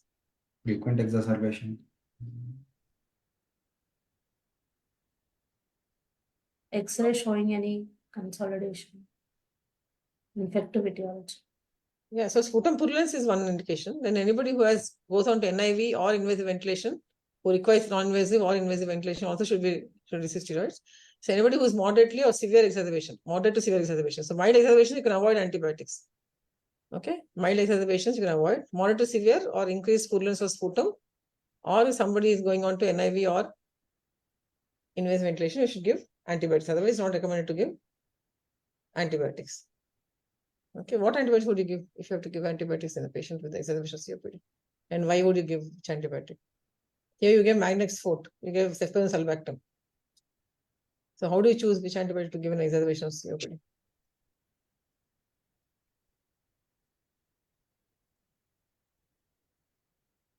Cover the common gram-positive organisms. What causes exacerbation of COPD? What are the common organisms which cause exacerbation? Infective. Because pneumonia, H. Haemophilus influenzae, influenzae, H. influenzae, and atypical organisms like chlamydia, mycoplasma, legionella. legionella. And viruses. Viruses. Virus also can common cause for exacerbation. Okay, so Choose antibiotic which has the coverage of both typical and atypical organisms. So this is basically extended spectrum beta-lactams, second generation or third generation cephalosporins, along with atypical coverage, macrolides. how do you give pseudomonal cover in such a patient? The patient is admitted and received systemic antibiotics the last 3 months. So structural lung disease, Structural lung disease previously, and Bronchitis or something in the past. bronchitis. Or he has tuberculosis. No, he has history of tuberculosis and he could be having structural lung disease. And fibrosis or something could be there. So he should ideally should get because he is severe enough to go on to invasive ventilation also. He's quite sick. So he should get an anti-pseudomonal cover. So any beta-lactam which covers anti-pseudomonal along with atypical can be given for this patient. Okay? Yes. Okay, go on.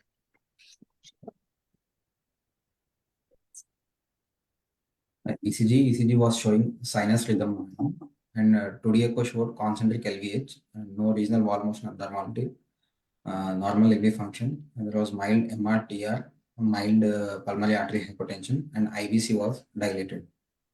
Chest X-ray was done, and the patient was shifted to AMCU for further management.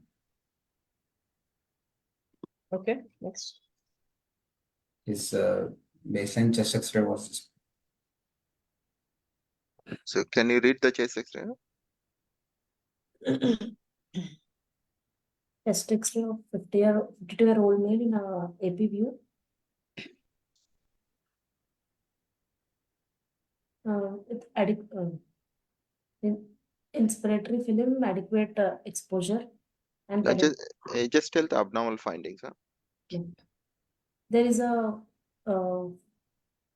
fibrotic lesion in the right upper zone.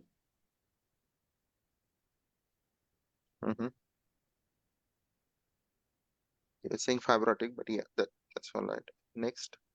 Hilum is pulled up, no? Right hilum is pulled up. Yes, I don't see that. What else?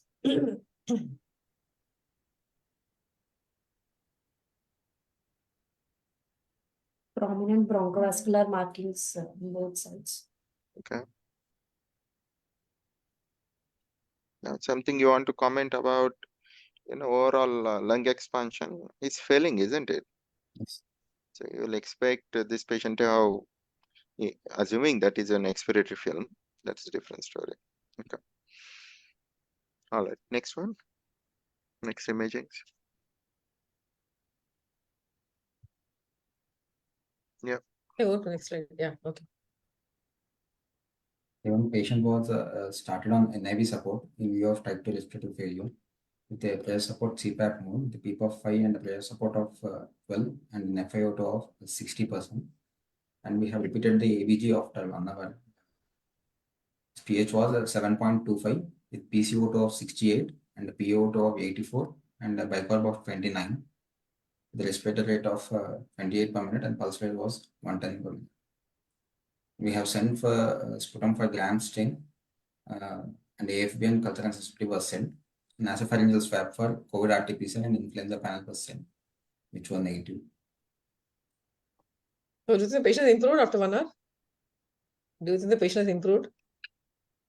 PCO2 has ABG is showing some improvement. And patient sensorium was also stable, not deteriorating. What about the respiratory rates and heart rates? There's no change at all. the rate was So respiratory rate is very important. The rate has to come down. That's the most important parameter you need to monitor in patients on NIV. ABG, they may show a little higher or a little lower CO2. The pH may change slightly. Okay, the PO2 will definitely improve. But and bicarb will bound to be improved. But most important is the patient's feeling of well-being, feeling of improvement, and the respiratory rate should come down. That's the most important. Work of breathing should come down, exercise muscle use should come down, and the heart rate should settle down, should improve. So these parameters are more important than the absolute ABG values. Okay, pH has improved, CO2 is slightly decreased, but the patient's respiratory rate is still persistently high, and the heart rates are persistently high. So that itself indicates the patient is not improving. Okay. Do you have any scores which will help you in identifying, apart from, of course, the clinical examination and things? I got score for NIV failure. That is in COPD or that's in hypoxemic respiratory failure? actually in hypoxemic respiratory failure, but overall we can use it for the Okay. Anything else, Sachin, you want to ask? No, that's all right. Next one. And one more thing, when you mention about invasive, non-invasive ventilation, when you're using an ICU ventilator, you can talk about PEEP and pressure support.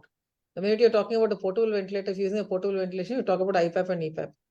Be very clear, because there's a lot of difference between the two. So if you're using IPAP of, say, here the IPAP will be how much the pressure support you're getting, the IPAP. You have to put the same settings on a portable ventilator. How will you set it? EPAP of 5 and IPAP of 17. Yeah, so that should be very clear. So you should say whether you're using a portable ventilator or an ICU ventilator. Then based on that, you should tell whether it's IPAP or pressure support. Okay. Okay. Next. Next. Treatment.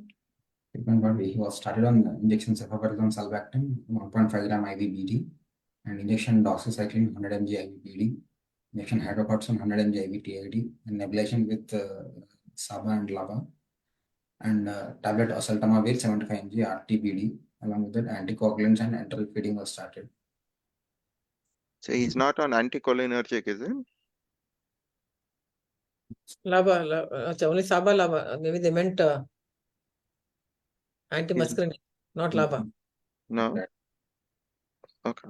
What's the reason for not selecting that? Especially in COPD patients? Dr. Arish, Madam. why didn't you get, what is SABA? What is the SABA that you have? What you use? Here we use levosalbutamol, madam. Okay. And LABA? Formoterol we use, madam. Okay. What about antimuscarinic you don't want to give? He wants to, you won't give anticholinergic in COPD? We have to And give we should give it in exacerbation. It's an important part of treatment, anticholinergics or antimuscarinics.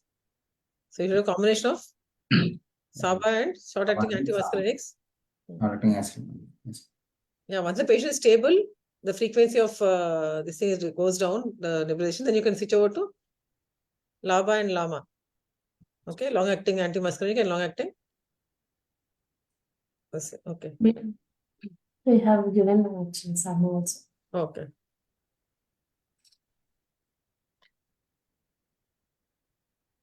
Okay, then what happened subsequently? Subsequently, on the day 2, the same meeting, his pH, we repeated the ABG. His pH was 7.15 and his PCO2 is 97. His PaO2 is 71 and bicarbonate is 33. And respiratory rate is still 28. And pulse rate was 105 per minute. His sensorium was, he was still drowsy but arousable. So we have increased the pressure support and have repeated the ABG after 1 hour. His pH was still 7.16 and PCO2 went up, and PaO2 of 71 and the bicarbonate of 35. And patient was intubated in view of worsening pH, tachypnea, and was put on controlled ventilation with the pressure control mode. I think this patient was expected to fail NIV, isn't it? Right from the beginning. Yes, sir. So if you would have initiated invasive ventilation, I think the I don't know ultimately what happens, but this patient was meeting the criteria for invasive ventilation at the ER level and beyond that as well. I think balance of probability, you would have expected this patient to land upon an invasive ventilation, and which has happened on day 2. Yes. So on a CO2 of 97, I will not be putting and continuing NIV, and I won't be waiting for another hour. I don't know what's the reason for it. Must be that you want to talk to the patient's family, take a consent and go ahead. That may have delayed that initiation of invasive ventilation. That's what I assume. May be true, but that's what I think. If pH is dropping and CO2 is increasing, there is a ventilatory failure. You're not going to win there by ongoing NIV unless you have got a immediately reversible cause. So reversible causes can be cardiac dysfunction. You've got, Or you know, you've pneumothorax, which whatever, you train, yeah. those kind of things. If you have something which is acutely reversible, if you don't have, then you're going to fail. And it's not surprising that this patient landed on intubation. Yes. So his mortality right from the beginning is 30 to 50%. And NIV failure rate overall in the good setup in a patient who is quite cooperative, you've got a reversibility, is 20 to 30% is the NIV failure rate in COPDs. So if you give the NIV to 10 patients, you're likely to fail in 3 to 4 patients. This patient was calling for that, saying that, okay, you're going to fail. So wishful thinking, hope, both may not match in this patient. I think after the second ABG, maybe closer follow-up and monitoring the respiratory, because respiratory rates are not coming down at all. Yeah. So that's the most important indicator for us, that the patient is not improving on some change in the PCO2 is not going to help us much. So be very careful next time that when you manage a patient, don't just see the CO2 and PO2 numbers. That's not going to help. The overall condition of the patient in terms of respiratory rate is very, very important. Respiratory rate, heart rates, hemodynamics, those are more important than the absolute values of PCO2 or pH. So And why do you put on pressure control? What is once you intubate a patient, how will you intubate a patient with the COPD exacerbation, and what settings will you put on invasive ventilation? Which mode will you use, and how will you do the settings? We will do a rapid sequence induction, madam, here. Then the mode of ventilation can be pressure control or volume control mode. And a respiratory rate of 12 to 14 can be kept with the IE ratio of 1:3 or 1:2, 1:2.5 to 1:3. Arish, just hold on. Okay. So why COPD patient as a subset of patient who required invasive ventilation are special? Okay. So that is something that you need to address. We don't want general things like rapid sequence, you use this drug, that drug. No, that doesn't make any sense. So if you're saying this is a subset of special subset of patients who are going through invasive ventilation, why and what you need to be careful, right, at the time of indication. Intubation. What are the complications? Yeah. So induction, what kind of induction agent? What are you expecting? Decompensation. How you're going to prepare yourself? It's a induction when initiation of ventilation, maintenance of ventilation, and ongoing ventilation. So all you can break that process in parts. So in parts, if you have to say, okay, indication, now indication is sorted out. Contraindication. So we don't have any particular contraindication. Contraindication of invasive ventilation out there. If you've got an end-stage COPD, someone who is on home oxygen coming frequently, you should be talking about palliation rather than going ahead and doing all these heroic measures. So we don't have that thing. So as of now, patient was admitted once and he still has got a reasonable quality of life. He's young and he has stopped smoking. So there is a likelihood that he is not going to indulge into activities which will cause ongoing damage. So he stopped smoking 1 year back, isn't it? So, and he doesn't have any heart failure. He doesn't have carpulmonale. And he's in the community. There is a compliance issues, but that doesn't preclude him from us offering an invasive ventilation in these patients. So benefit of invasive ventilation is there based on the history and examination findings. One, now you decided that you are going to go ahead with an invasive ventilation. Now, This is a special subset about how you're going to what are the induction agent, what are the parameters that you will be careful, what are the expected complication during initiation induction. That is something that you need to focus on that. Then you go on saying that, okay, once I have initiated in next 1 to 4 hours, what is the expected complication? Beyond that, what is expected complication? And how am I going to win? So that's the process we are asking. Rapid sequence, I think that you will do it in other cases as well, isn't it? It's not a special with COPD. You'll do it anyway. Yes. Okay. So now tell me, so how you're going to intubate this patient? Let's put it the intubation process. Because for want of time, we have to move forward. So my choice of induction agent here will be fentanyl, sir. Basically 2 mics per kg. Why you are choosing fentanyl? Because I wanted hemodynamic stability, sir. These patients are short How do immediate you action. get, with the 2 microgram of fentanyl, how do you get to hemodynamic instability? The thing is, I think you need to read about the induction agent and dose of induction agent. 2 microgram per kg of fentanyl is not an induction agent. It's not. Induction yes. dose is not there. Have you worked in cardiac OT? Yes. Yeah. So what's the induction that you give there? Midaz and fentanyl, isn't it? So 4 to 5 Yeah. minutes. 4 to 5. No, it's more than that. Okay. So you decided that you want to go ahead with the fentanyl. And Yes, what sir. else you want to use as a hypnotic agent or just a fentanyl? I will use midazolam, sir. How much and why? Midazolam can be used 0.2 to 1 mg, 0.2 to 0.5 mg per kg body weight, sir. That's too high. So for a 60 kg, you'll use 30 milligrams of midaz? Sir, 0.2, sir. 0.2. Yeah, that's what I'm calculating. 0.2 to 0.5. For a 60 kg, 0.5 is 30 milligrams. Sorry, 20 mics, sir. 20 mics to. No, you just hold on. You need to read about it. Don't spend too much time. So what other agents that you will prefer in this kind of patients? So what are the induction agents that you have?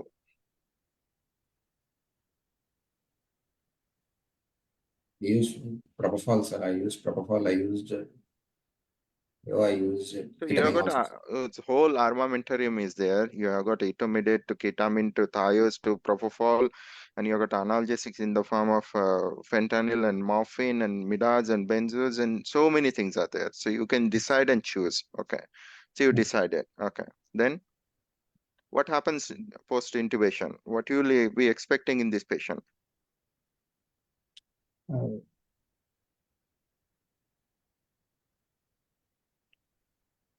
So transition from spontaneous breathing to controlled ventilation. What will happen?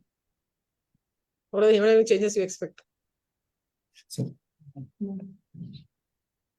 So you may have seen this kind of patients, isn't it? Once they are intubated, they deteriorate like anything. They become hypoxemic, they become hypercarbic, the hemodynamic instability, they get arrhythmias, they can have cardiac arrest as well.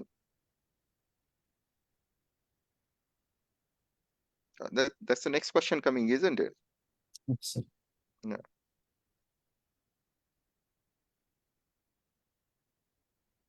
So I think you need to be aware, once this patient transition from spontaneous breathing to controlled ventilation via invasive positive pressure ventilation, the things that happen at the alveolar level is obviously because you are taking away the negative intrapleural pressure which patient is generating, whatever you are giving as a pressure control or volume, it may not reach. So acute hypercarbia still is a possibility. Acute hypoxemia is a possibility. There is a massive increase in the positive pulmonary pressures and pulmonary vascular resistance, which can cause an acute right heart decompensation and failure, which will result into cardiovascular instability. To compensate for this, you need to have adequate volume loading in this kind of patients. You need to have deeper planes of anesthesia to control. You should have things ready for giving resuscitative measures if that is necessary in those circumstances, including chances of pneumothorax. You should be aware of that thing in this patient. Looking at the X-ray, we don't expect him to have bullous lung disease, but it can be difficult to predict. So that still can happen. Hyperinflation. They already have dynamic hyperinflation while on NIV.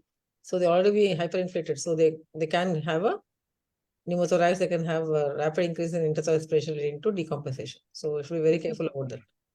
So sometimes this patient will require, medications like dobutamine or adrenaline, which will be ongoing during the process of intubation and initiation of ventilation.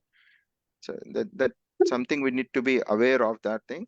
We can't have all intubations stuck together saying that this is going to be standard for all kinds of pathophysiological process. Okay, all right. So you have intubated this patient, initiated, and this is what is your settings. I don't know, 12 and PEEP of 5, respiratory 14, FiO2 is 60%. Your CO2 has come down. Bicap is increasing. I don't know why. So 24 to 29 to 30. Okay, yeah. So yeah, what happened then?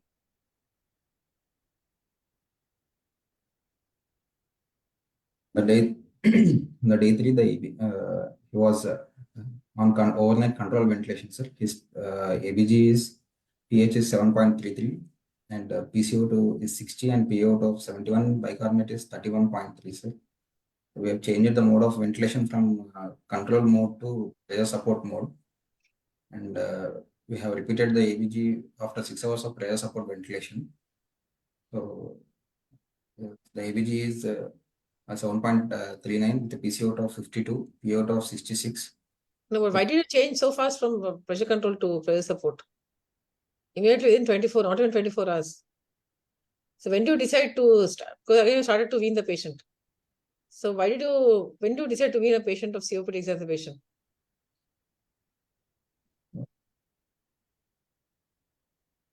You intubated the previous day, put him on pressure control. Within 24 hours, you again started putting him on pressure support mode and trying to wean him off the ventilator.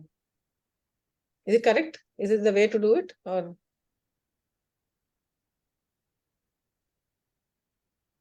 Improvement of when do you start weaning? When do you start weaning a patient of exacerbation of COPD?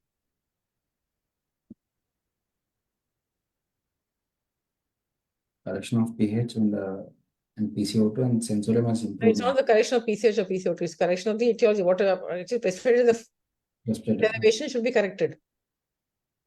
Yes or no? That has to be corrected first. Otherwise, again, after you extubate, again, he'll have the same problem. So the primary problem for which he came with, that has to improve. So his bronchospasm has to improve, his infection or whatever he's come with, which has caused the exacerbation, has to improve. His muscle fatigue has to improve. His ventilation has to improve. All this has to improve. Then only you can think of putting the patient on a weaning mode and trying to extubate. But Sachin, what do you say? You think it was too early weaning?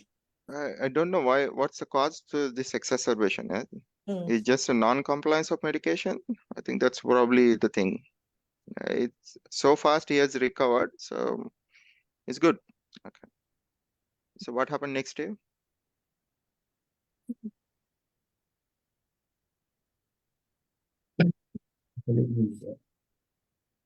His pH was 7.32 on the next day, sir, with PCO2 of 56 and PO2 of 72. I think the way it looks like that, you are just focusing on the numbers, but you are not telling about the patient status, respiratory rate, whether what was the cause of this exacerbation, whether it's settled. Yes, that's why you decided to go ahead, and the biochemistry and the labs are supporting to your clinical decision making.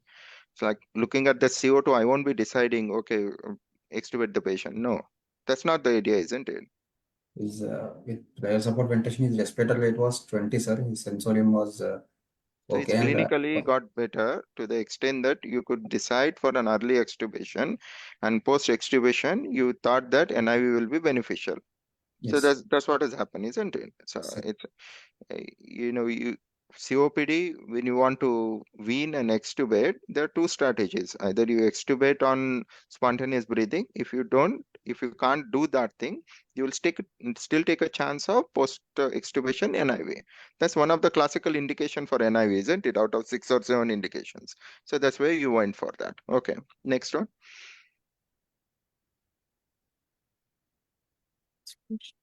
Is discharge. His general conditions has improved, sir, and the respiratory symptoms has been decreased. And he was maintaining a room air saturation of 90%. But we have advised him an intermittent BiPAP support, and he was switched to oral therapy with the advice of incentive spirometry and meter dose inhaler and home oxygen therapy and BiPAP support, sir. You will be able to do incentive spirometry? You should not do intense spirometry when exacerbation. It's only a much later stage. After the Discharge. When you're after discharge, not in the acute exacerbation phase. Okay. So And- don't think and of the intense spirometry. reason for home oxygen therapy, he didn't come with a home oxygen, isn't it? No, sir. he was So reason? He never had hypoxemia. At present, his Well, saturations are body. It looks 90%. no. Once the patient is discharged, as usual, it will be under different teams, and they will have different ways of managing. That's fine. Okay. So, so what are the complications of invasive ventilation that you fortunately did not have? That's a good thing. Ventilator associated Pneumonia pneumonias. patients. So again, come back to the COPD things. Okay. So you talk about this particular case that is so specific we are talking about. Risk of pneumothorax. So one is barotrauma, risk of pneumothorax. Fine. Next one.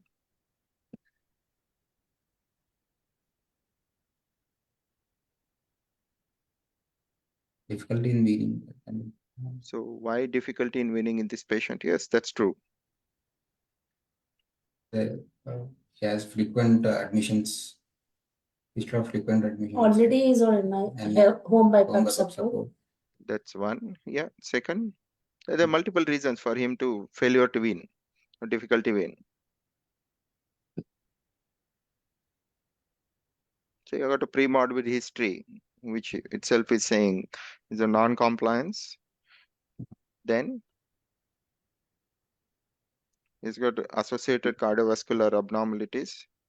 Then malnourished. he has got a structural lung disease with the previous tuberculosis and fibrotic changes that you mentioned on that. Next, History of I think his BMI, you said it's 24, 23. So there is increased metabolic demand on the nutritional aspects, and he probably in the catabolic phase. Then he has got a ongoing CO2 retention. Then you are given medication, steroids, and other things, and along with a critical illness, all contributing to difficulty in weaning. difficulty winning. Okay, so that's one. You So already that's a went second through Dr. Kaladhar? complication. Okay. Yeah, No, we will it's try to extensive and finish it. exhaustive, but it's No, good. no, Overall, yes, I think that's a very second important. complication. Third one, which is very specific to COPD, and especially with invasive ventilation.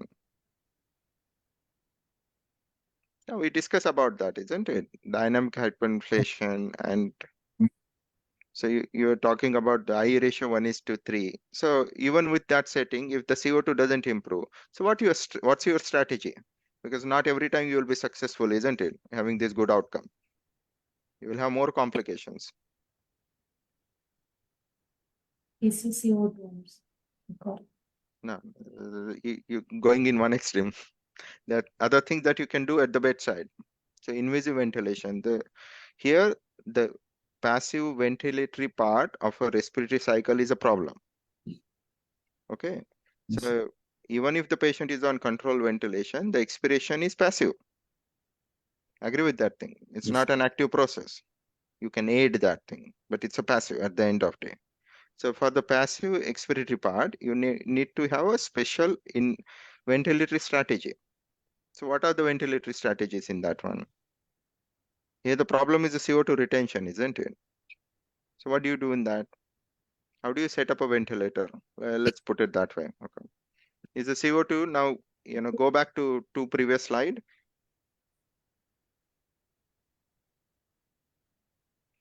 Yeah. So this is here. A patient is intubated and the pH instead of 7.34, say like it is 7.15, CO2 is 90 and PO2 is still 64 and BiCAP is still 30. What you will do?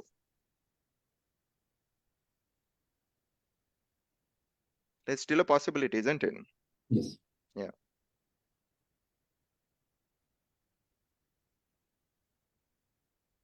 Still increase the I ratio. Okay. This is a pressure support. Support increase the I ratio. And what else? Sorry, ma? I think it's a controlled ventilation anyway. So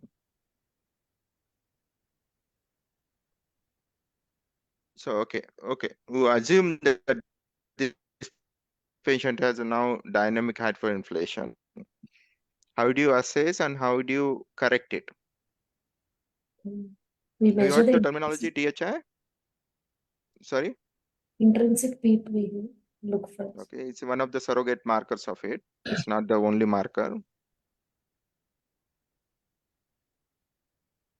Okay, how do you measure intrinsic PEEP or auto PEEP or eye PEEP? The expiratory hold for 3 to 5 seconds, sir. Yeah, and what do you see? We will see from the result cursor, it will not touch the baseline basically. We will measure the pressure. PEEP, isn't it? Yes. Okay. So what's the fallacy of auto PEEP as a measurement of dynamic hyperinflation? So we're going in a little bit of advanced modes of ventilation, but what's the fallacy? It's not the true reflection, isn't it? So as we were talking, COPD is an heterogeneous disease. Each alveolar component or the bronchial component will have different hyperreactivity, different mucosal thicknings, different PEEP. So what you are measuring is what is connected to what is open, isn't it?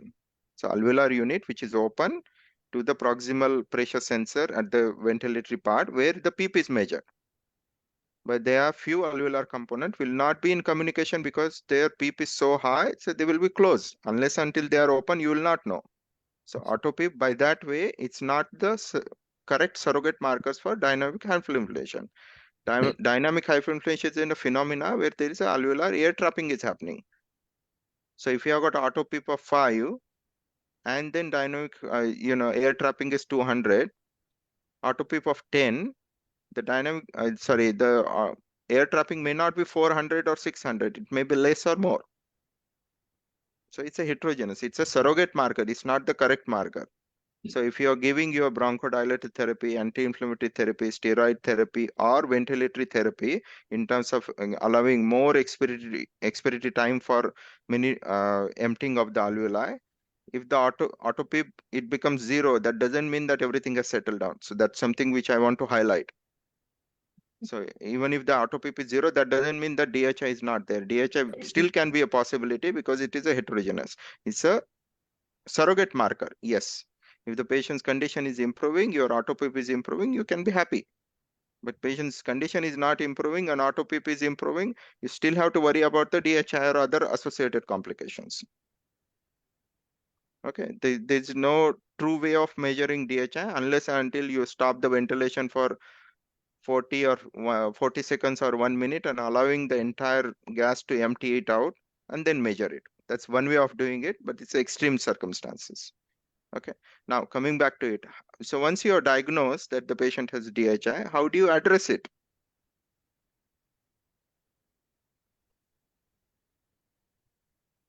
Have you looked after a patient who has got air trapping?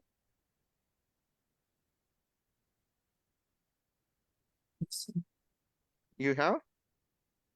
So what did you do in that one?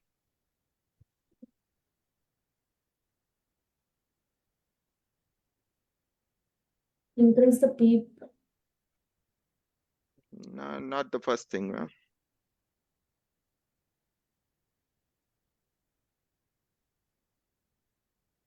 So strategies are there. One, you need to have complete control over the patient respiratory cycles. You need to sedate, paralyze, and take complete control over that thing. Obviously, by that time, you would have addressed the circuit issues, the tube issues, mucus plugging, and rest of the things. You could have mentioned, you may have done by that time the patency check and everything. Okay, that's done. Then coming to, you might have your burst of bronchodilators to relieve it. You know the burst therapy, how it is given? Okay, that's something you can read it. Then you may have given extra doses of steroid, you may give diuretics, you may have done this, that, you have ruled out the pneumothorax, you have done the ultrasound, and then now you are coming to a ventilatory strategy in the meantime. You want to allow a more expiratory time for the alveolar emptying to happen.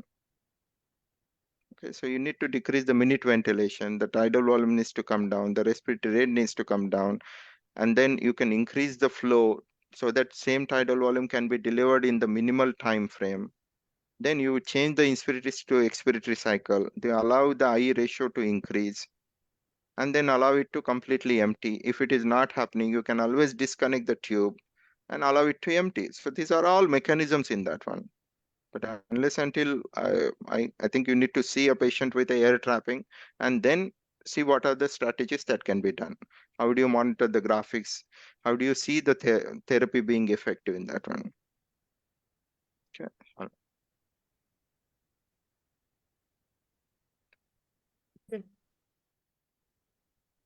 Anything else, Sachin? Anything else you want? No, I Anything think, else, sir? Last slide was completed, no? yeah. So overall, as a feedback to both candidates, I think there is a scope for improving the history aspects and history taking aspects. It's not general history taking, but I think the case that you are presenting, whatever the important aspects are there that need to be explored and elaborated and presented, that is one. Second thing, your general examination, point of care testing, and ER level management and immediate resuscitative management that can be more elaborate, and it probably can be done in a better way than what it's been done. So that's second. Third thing is that initial management and ongoing management, and with a specific focus on COPD with its exacerbating factors. What are the factors that you identify, how you treated it? Then the second is ventilatory management, NIV versus invasive, and peculiarity of NIV and invasive ventilatory management for a COPD. And then the third thing, you should be always talking about the prognostication and failure rate and what you do and how you treat it from that point of view. So then you have got additional therapies. Like when you are exploring it, then you should be always thinking about why not ECMO, why not extracorporeal. Like you spoke about the CO2 removal, the indications of CO2 removal and by extracorporeal way. What are the indications? Now you are just talking about the COPD, but the emphysema will be a separate subset. We didn't talk about the asthma ventilation and asthma management. So these aspects can be explored, and it doesn't need to be explored over 1 hour or so, but that is something that you can go back and maybe see, study, and review a patient once you have a similar kind of presentation, maybe different presentation. And actually speaking, if you are at the bedside and looking at the ventilator and the therapy that you give a bronchodilator, you see the peak pressures dropping, the plateau pressure dropping, patient's ventilation getting better, the expiratory flow reaching to the baseline, by titration, the extrinsic PEEP on top of to manage the auto PEEP, you see the efforts from that point of view, patient triggered efforts. So there are plenty of things that you can monitor on ventilator when you actually have a patient which you can look after. I think the practicality, once you manage this kind of patient and more complicated patients, then you get more comfortable. So you are not only the ventilatory management, overall critical care management will go into that one. Now, we didn't talk about the associated ventilatory therapies, like the humidification is more important. There is no anticholinergic that was added to it. The trigger mechanism, comfort mechanism, comfort medication, dexmedetomidine, fentanyl, NIV. There's so many things that we can talk about, including thromboprophylaxis, fluid optimization, role of dobutamine, role of milrinone, and there's plenty of things to talk. But I think you're covered reasonably well. But there are few things which you can explore on each aspect for your own benefit. And if you have a case to see next time, think about it, saying that, okay, this patient CO2 doesn't improve, what I'm going to do? If the patient becomes hypoxemic, what I'm going to do? Okay, if this patient becomes on day 1 after intubation, after 4 hours, he becomes hypoxemic. It is a very logical scenario. This patient have hemodynamic instability after 4 hours. You need to have a diagnostic algorithms in that one, and how you're going to approach. So new onset of hypoxemia in patient who has been started on ventilation after COPD exacerbation for hypercarbic respiratory failure and workup breathing. So it opens a different algorithm, a different pattern. And in that one, the management principles will be different. So that's something which can explore as you keep seeing these patients. That's a feedback. Thank you, sir. Chandana madam, anything to add from your side?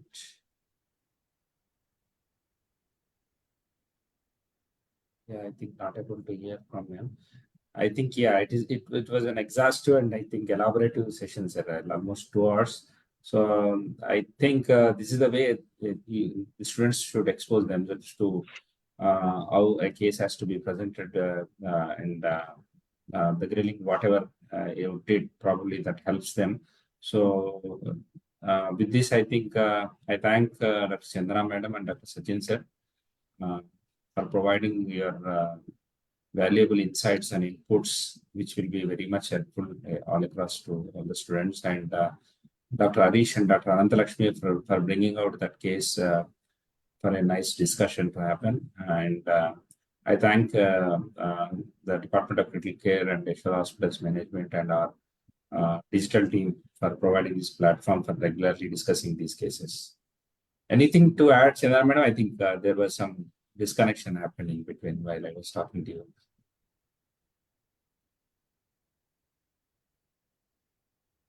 Chandana ma'am? You are muted, ma'am. Yeah. So basically, I want to say that take the case as a whole, like what Sachin said, and then asthma and COPD, you need to understand patients. And I think so. Anything from the students that they have. I think you are breaking, ma'am. There is some. Let's end the session then, Kaladhar. I think. Yeah. Okay. Right. Thank you. Yeah. Thank you, sir. Thanks, sir. ma'am. Thank Good you. night. All the best. Bye-bye. Thank you, sir. Thank Thank you, you, sir. ma'am.